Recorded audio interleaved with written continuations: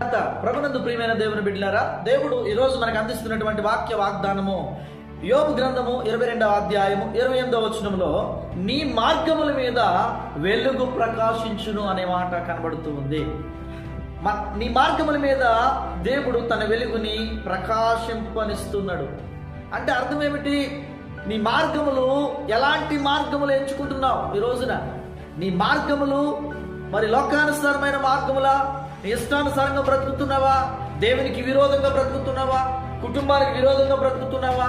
దేవుని పరిచర్యకు విరోధంగా జీవిస్తూ ఉన్నావా? జాగ్రత్త. నీ మార్గములు చీకటిగా ఉండకూడదు. దేవుని వెలుగుతో నింపబడాలి.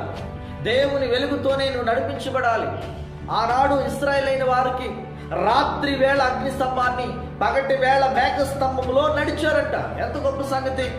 దేవుడు వారిని నడిపించిన విధానము చాలా గొప్పగా ఉంది. ఈ రోజున నిన్ను నీ మార్గాల్లో